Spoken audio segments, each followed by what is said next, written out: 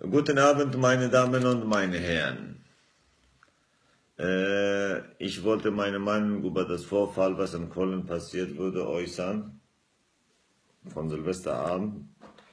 Ich als Jeside, ich sage, Deutschland ist das Land der Demokratie, Menschenrechte, Meinungsfreiheit, Frauenrechte ist. Diejenigen, die hierher kommen und das alles nicht respektieren und nicht akzeptieren, die haben kein Recht hier zu leben. Die Leute, die sich an deutsche Gesetze nicht halten, Deutschland und deutsche Volk nicht respektieren, die haben auch keine Rechte hier zu leben. Ihr Deutschen oder deutsche Behörden müssen die aufwachen, schnell wie möglich was unternehmen gegen diese Barbaren.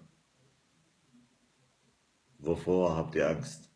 Habt ihr Angst, dass man euch Deutschen als Nazi bezeichnet? Nein, ihr seid kein Nazi. Nazi, das war mal. Jetzige Deutschen sind keine Nazi. Jetzige Deutschen sind barmherzige und hilfsbereite Menschen sind. Und diese Leute, die hierher kommen, mit ihrer barbarischen Ideologie, mit ihren falschen Gedanken, die wollen hierher kommen und ihre Ideologie weiter auszuleben und eure Demokratie zerstören. Gibt diese Leute keine Chance. Die sollen dahin gehen, wo die hier gekommen sind. Die sollen von mir aus nach Saudi-Arabien gehen, nach diese reichen arabischen Länder gehen. Die sind doch viel reicher als Deutschland.